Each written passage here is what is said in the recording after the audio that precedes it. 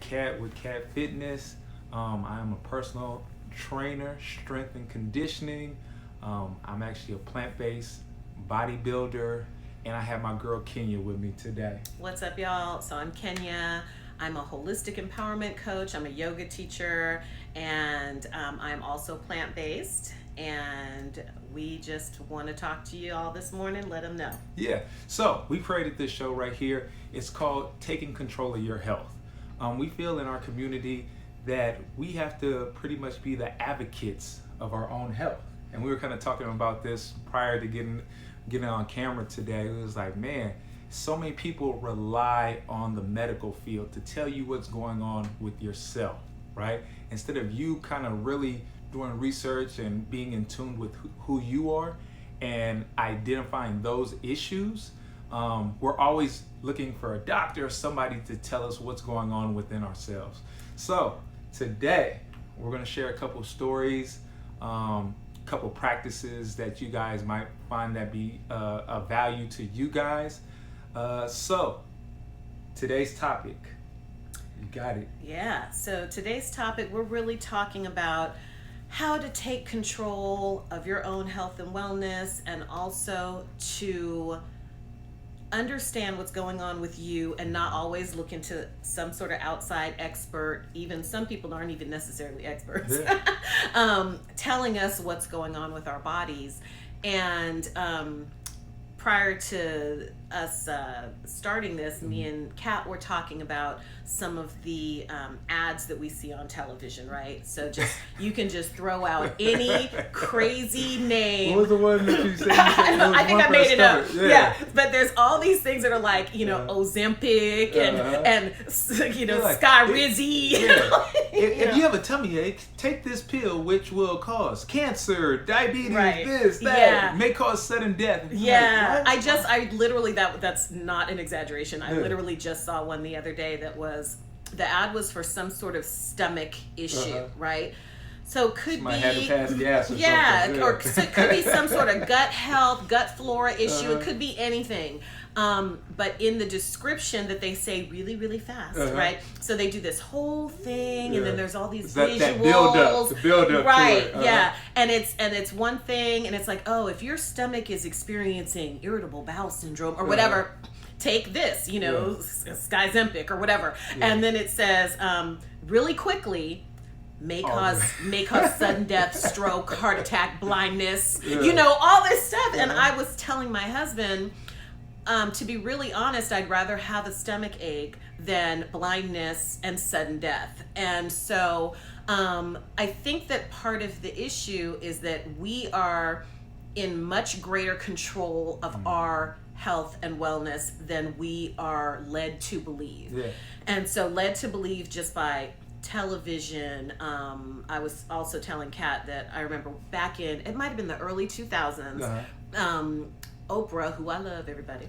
Oprah had mentioned that she was a carbohydrates addict. Yeah. Now, you guys all know what does that even mean? I don't know. I don't know. I was gonna say, what does that right, even the mean? Weight Watchers, now called WW. Yeah. And Oprah does that now, and she's constantly, you guys see, I know y'all see this. Oprah's on there, she's like, she loves bread. Oprah talks about bread all the time. So she's on the commercials, and she's like, I get to eat bread. I get some bread. And so way back years ago, she said, I'm a carbohydrates addict. So then what happens is women across America. She got millions of viewers. Women across America are like, that's my problem. Yeah. I'm a carbohydrates addict. And it's using that kind of language like addict. Exactly. Instead of, I want to eat bread. It's using, words matter. Yeah. It creates your reality. It absolutely does. Yeah. And so just the whole issue of needing an outside force to tell you about yourself, to tell you what your problems are, instead of looking at yourself, being educated about your own body's needs, and being very aware of what makes you feel good, and how, but really listening to your own body. I don't think that we are encouraged to do that. So I love what you were saying with that. You have to be in tune with yourself, because so many times, instead of saying like, my stomach's bloated, it's hurting, and saying, man, what did I just eat? Right? Did I have some dairy? What did I just do to make my stomach hurt? Now I'm thinking of a pill to solve it. Oh, sure. Instead of just going to the root of it. Being like, man, I just ate something spicy. That made my stomach hurt. Every time I eat something spicy, my stomach gets like this.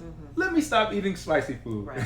And there's a pill for everything. Yeah. There's a pill for everything. It's a pill for everything, but instead of just thinking of the simplest thing, we want to go directly to the pill and say, oh, that's going to fix the problem. Right. Instead of really identifying the issue and saying, oh, it could be something spicy, it can be dairy, it can be, meat, because God knows a lot of times when we eat meat, sometimes it can upset our stomach. Right? And the problem is the pill will fix the problem. Yeah, temporary. That's the problem. The pill will fix the problem. What we do become addicted to is the pills a lot of times.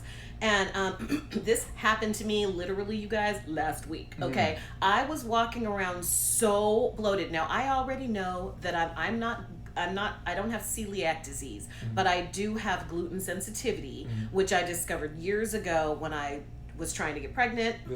My acupuncturist took me off of all gluten, wheat, sugar, a low inflammation diet basically. And so I have this new love of garlic noodles. I have recently discovered garlic noodles, and I am like, because I've never liked pasta, because I grew up and pasta was just spaghetti, and I don't like tomato sauce. Never liked tomato sauce, but I do love garlic, and I have been eating garlic noodles like they are going out of style, like there is going to be a noodle shortage, okay? And so I had just made a big old thing of garlic noodles recently, and literally a day or two later, I looked like I was 5 months pregnant. I mean, my stomach was so bloated, and I was even telling my best friend, I'm like, dude, what is going on here, la la la. And I said, oh yeah, so I had garlic noodles 2 days in a row, and then I think I had like bread also, just like French bread. So the stomach just expanded. Yeah, so it was a mess. But here's the thing, I also felt horrible.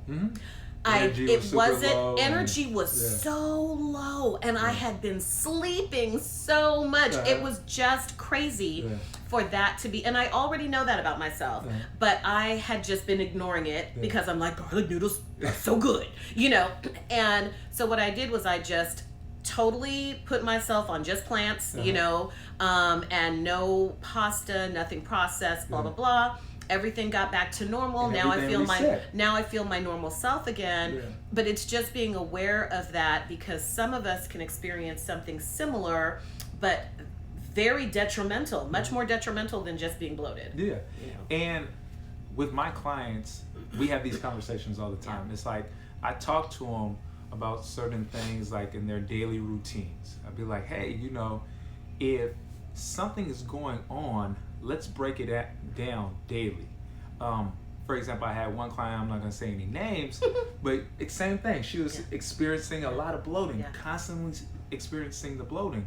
And we got to the root of it, and we're like, well, you're eating bread on a daily, right? It's like, hey, let's cut back on the bread and stuff. And as soon as she stopped cutting back on the bread, everything started to change. The bloating started to go down. She started feeling better. Energy levels started to change. And I was like, bingo. Right. That's it. Right? Yeah. And it's like, what confuses me sometimes is once you find the issue, we still revert back to eating the bread. Even we know it gives us stomach issues or whatever the case may be. I did that. It's like, well, but it tastes so good. But you're like, but your stomach gets bloated and you don't feel good, your energy goes down. Why continue to punish yourself? And there are easy substitutes for a lot of things. Because I know that, if I eat noodles that are gluten-free, or noodles that are made out of black rice. I love black rice noodles.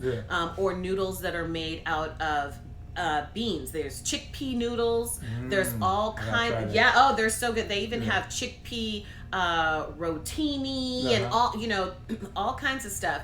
And I can make a substitution. I can certainly still have garlic noodles with a different kind of noodle, but the semolina and the wheat and all that stuff just does not work for me. Yeah. Tastes good, but doesn't work for me. Yeah, I find like things like zucchini noodles and stuff like I that. love zucchini noodles. Yeah, you can also substitute things like that, so you don't feel that bloating and the whole nine. So it's ways to still enjoy the foods that you have on a daily basis. But if they're really aggravating you guys, it's time just to let them go. Like it got to be to a point where we're like, this is doing more damage than pleasure at the end of the day. Right. You know? And I think part of it too is it's daunting, you know, to educate yourself, and it's also a long much information road. out there. And there's so much information out there.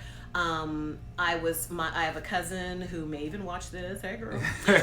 And we were talking about making lifestyle changes because she's working on making a lifestyle change to better her health, and a lot of the information out there for protein is animal based, and even for people who don't want to eat pork or eat beef, they're thinking of fish as a viable option. So it's not necessarily the fish. You have to think about what's in the fish. So she was talking about that she's not a plant-based individual yet, but I'm working on it. And slowly but surely, I'm gonna get you, girl. I'm gonna get you.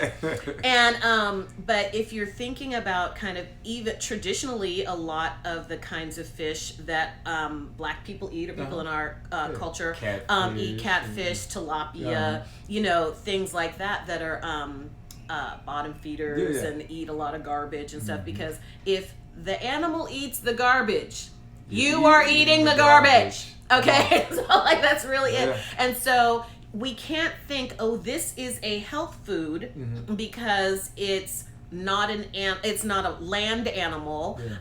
This is a viable source of protein. If the animal is eating other animals' poo and straws and plastic and dirt and garbage and tin cans, you too are eating these things, you know, and so you're absorbing everything that they're absorbing. Right. So it's important to educate yourself on the difference between wild and farm raised and things like that if you're going to eat not a completely plant-based diet, but also to think about things like what are plant-based ways to get protein in your life, like quinoa and beans and stuff like that, which is like my life. I live on quinoa and beans. People fail to realize that your green leafy vegetables even have protein in them. Certainly do. Everything that you eat will have some kind of protein in it. It'll have the protein, the carb, a fat. So it's one of these things that you just have to take the time to just build out a plan for yourself. It might seem kind of challenging at first, but once you have the structure in place and you know certain things about what's going into your body, then it just becomes your daily routine. For example, I work with my clients and I have them use an app called MyFitnessPal, right? A free app that you can get pretty much on all your platforms. If you have iPhones, if you have Androids, whatever the case may be, it's a free app that you can download. And what I like about MyFitnessPal is that you create a profile for yourself, right?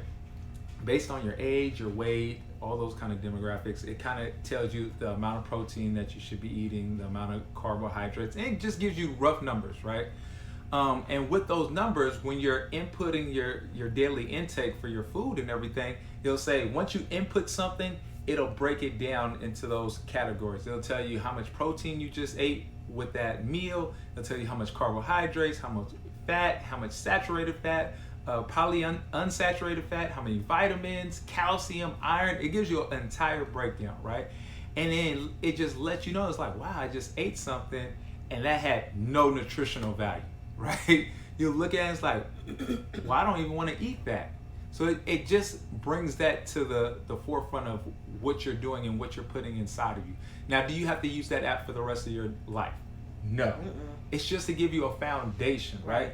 Because a lot of times, let's say we have like maybe 10 to 14 meals that we keep in circulation all the time. Right. You have your Taco Tuesdays, you have your Wednesday, you might have spaghetti with the family, whatever the case may be, right? But once you build out a plan and and you're like, okay, I know that I can make this. This has X amount of protein, X amount of carbs. It goes with my nutrition plan, right?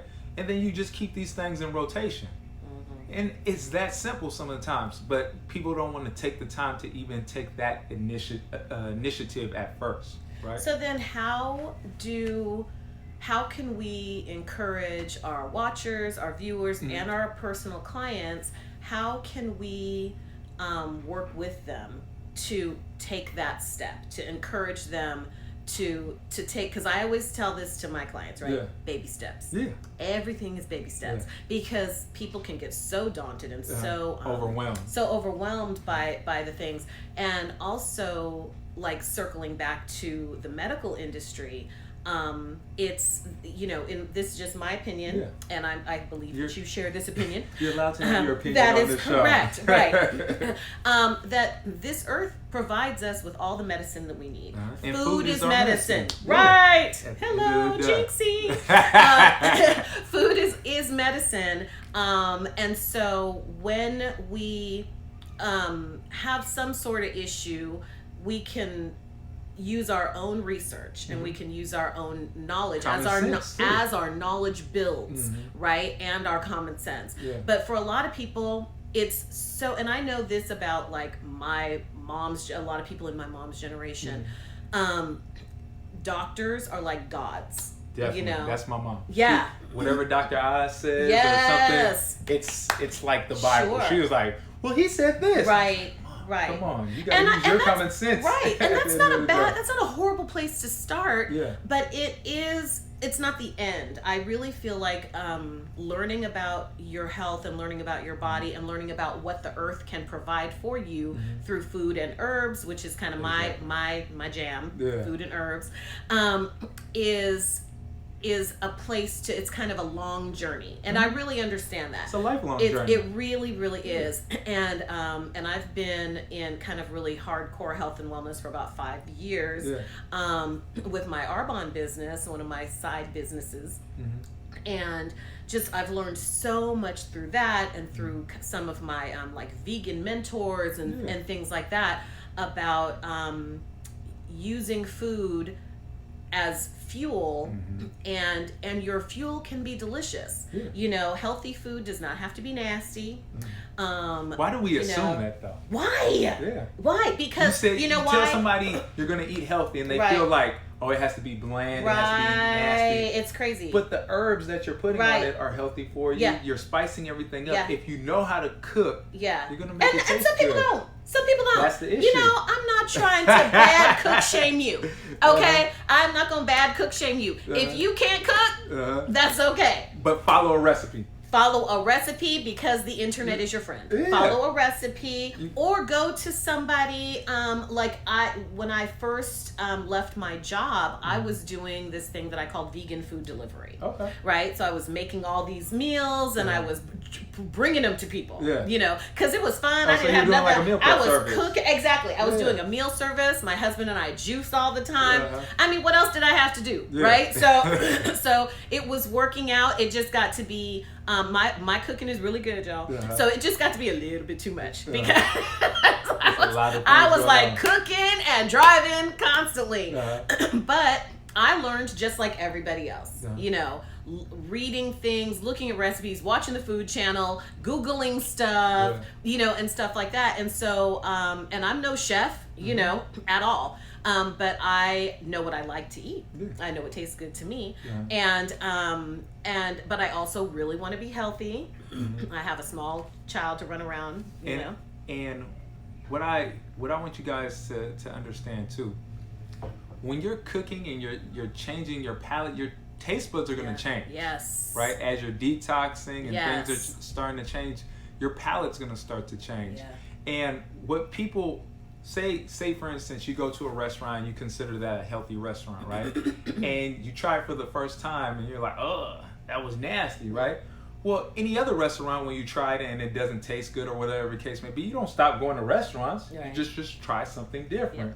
It's so funny to me how people, once they try one thing and they have not not such a great experience, especially when it's going in the healthy route. Yeah. They want to throw it to the wayside, right? But anything else, if they have a bad experience, they'll give another place another shot and stuff like that. You gotta find places that work with your palate, right? Places that you're gonna like, and don't be afraid to ask for substitutions too. Exactly. Yeah, don't be afraid, because in a restaurant, especially your waitress, I've been a waitress many times in my life, and your waitress is trying to get that money. Yeah, trying to she's get gonna them make you tips. happy. So I mean, when I was in my early 20s, I think I was like 21, I worked at the old spaghetti factory. But you're only 22. And, I'm 23, but thank you, Kat. You know, I'm trying to, I moisturize. I moisturize. That's that plant-based diet. That's a plant-based diet. It's got that glow, the healthy glow. This is not bronzer. But I worked at the spaghetti factory, and I literally had a guest who wanted the clam chowder, but was allergic to clam meat. So the juices, I guess, didn't bother her. I would go in the back and I would pick out the clams out of a bowl of clam chowder. I was one hell of a poor person, and I needed that tip, right? And so your waiter, your food server will make whatever substitutions that they can get the chef to make or that they can do themselves. Because you have to be in control of what goes into your body. And a lot of the pharmaceutical industry, the medical industry, if you're taking a pill, you're purchasing the pills to fix the problem, and that money is going to those people.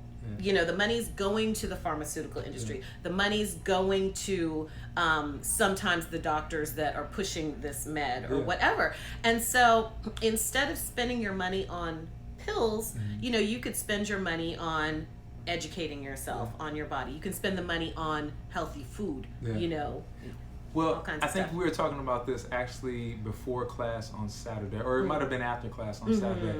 It's like, if you really think about it, how doctors are educated, they study sick people. Right. We were talking about that. Sure were. They study sick people as they're going through their education process, right? So you might have something going on with you that you can feel internally, right? But when it comes to them identifying what's going on and things of that nature, they're like, well, you kind of got this, but it's not that bad, so I don't know what to do with you, right? You're not sick enough yet for them to be able to always fix the problem or to attempt to fix the problem. But why wait until we get sick enough to deal with the issue? Right. Well, because we don't know what to do. We ourselves don't know what to do. Exactly. But we have to take control of that. Yeah. Right. And that's why we have to start looking into, like you said, food is our medicine. Yes, so it is. Understanding what foods correlate with certain issues, what herbs, all these little things that you can do on a daily basis will help y'all. And when you're eating, like for example, it's going to be 4 years that technically I've been vegan, right? It's in March, the end of March, I'll be 4 years. And when people go through the flu season or allergy season, I don't have those issues no more. No. And it was just me changing the way I thought about food and nutrition, right? And I see people coming around me, a whole bunch of mucus, sick, and it's like, oh, it's the flu season. I don't know what's going on. Everybody's getting sick. And it was like, not me, y'all. Because it's the diet. It's what we're putting into our bodies. If I'm eating things that have vitamins constantly, if I'm eating fruits that have vitamins that are protecting me and keeping my immune system strong, why am I going to get sick? Well, and I also, we talked about this with one of the clients at Kat's studio. I make elderberry syrup every year, elderberry cordial. I have 2 bottles left. I sent a bottle to my mother because she just left for a 60-day tour around the world, trip around the world. Okay, she didn't take you? Okay, I tried, believe me. I was like, you're getting older, you might need some assistance. She's like, I don't need no help. I've been doing it right. She's like, I've been doing this for way too long. So I sent her, I put a bottle of elderberry cordial in the mail for her. But that is one of the things that keeps my family healthy. And if you look up elderberry syrup or elderberry cordial or elderberries, there's some features in it that stop the flu from entering into your cells and all this other stuff. And so my family doesn't get sick. Also, ever since I left my job, we have health insurance, but it's not the same level of health insurance that we had when I was working as a social worker. And so because of that, I am a little bit obsessive about keeping them healthy, because honestly, if something horrible happens, we can't afford it. Yeah. So I have to be on top of it. Right. So I make beet kvass, which is another one of my big healthy things. Beet kvass, lots of fermented food, lots of food that's rich in vitamin C, and elderberry cordial. They have to drink some every single day. Can you give to our viewers maybe a place where they can find a recipe that you found for making elderberry? It's super simple, you guys. I started it by having a friend of mine actually gave me some, and she's a super holistic mom. She's got a kid with some behavioral issues that she has treated for years with healthy food, right? And so she brought me a bottle one year and explained, she's actually a yoga client, right? Brought me a bottle. She brings me something now every year, which is awesome. She brings me something. This year it was limoncello, homemade limoncello. So anyway, so she brought me elderberry cordial last year, or a couple of years ago, and told me a little bit about it. I Googled it, and I found, what I did was I kind of found the basic recipe and also added certain things to mine to make, dried lemon, orange rind and cinnamon sticks and all kinds of stuff. And if you just make plain old syrup, you can give that to your kids or whatever. Elderberry cordial, got a little liquor in it, y'all. So I like to drink Prosecco. That's my drink of choice. If you guys ever see my Instagram, which is Ruby Envy, you will see many, many glasses of champagne and Prosecco. And sometimes I'll put a drop of the elderberry cordial in that.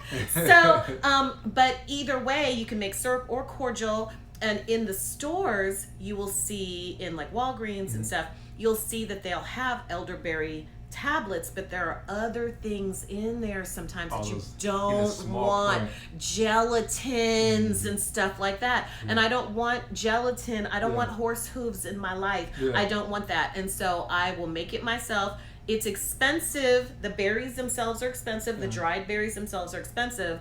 But I don't care, because it's a lot cheaper. It's a lot cheaper than having to pay for an illness. Pay for your health, or you will have to pay for illness later. You're going to pay either way. You're going to pay either way. Either way. You know, people fail to realize that. It's like if you wait until you get to the point where you're super sick and you have to be hospitalized and all that kind of stuff.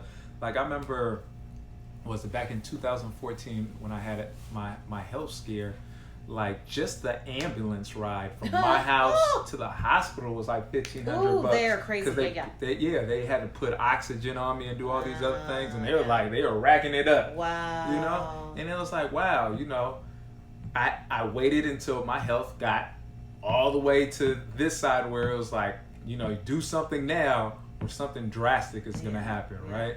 And if I invested in just eating and taking time out of my day to work out for like 30 minutes and just doing little things that are lifestyle changes, right? I would have never got to that point. I would have never had to throw away the $1,500 on the ambulance ride, and plus all the medical fees and all the other things that came with that, right? So guys, just understand, you have to be your biggest advocate when it comes to health. I think that's the message we're getting across for you guys today. And take your time. It's a lifelong journey. You know what I'm saying? It's things that when I first start transitioning my lifestyle 5 years ago now, actually, wow, today's what day? The 14th, 13th? I don't know. 13th. I think it's 13th, 14th, whatever. But almost 5 years to this day is when I started my health journey, and it changed my life forever, right? And I just want to let you guys know, like, things that I thought then were healthy, now I look back and it's like, man, I constantly was educating myself, so it was a growing process, just like anything else in life. Absolutely, same here. So just start. If you're at a point in your life where you feel like it needs to be a change, especially for a healthy lifestyle, just start. And we are And here to help you. Exactly. Call us. Call me. Well, Call us. Yeah, let us know. Let them know where they can find you, like on your social media Sure. and all the different platforms you have. Okay, so for those of you that aren't already following me, at Ruby Envy on Instagram, at Ruby Envy on Twitter, at Ruby Envy on Facebook. Ruby Envy Wellness is my website. RubyEnvyWellness.com. Boom. And you guys can find me, your man Cat, at CatFitness3 on IG, Cat Fitness on Facebook, and on YouTube, Cat Fitness as well. Guys, if you found this video to be valuable, please like, subscribe, and share. And also hit that notification button. It should be somewhere right here where you can tune in, because we're going to be coming up with episodes every week. We're going to have guests come on our show, hanging out with us. And the whole theme of the show is taking control of your health. Yes. If you feel like you want to take control of your health, you're on the right channel right now. That's right. And we appreciate you guys tuning in this week. Next week, are we gonna have somebody in? We gotta see who I comes know. in. Let's Yeah. think of some. I've got some ideas, y'all. I've got some ideas. Okay. Yeah. So we'll have some people come in and share their experiences, their knowledge, to add value to you guys' daily life. So we appreciate you guys tuning in. It's your man Kat, Kenya. and we will see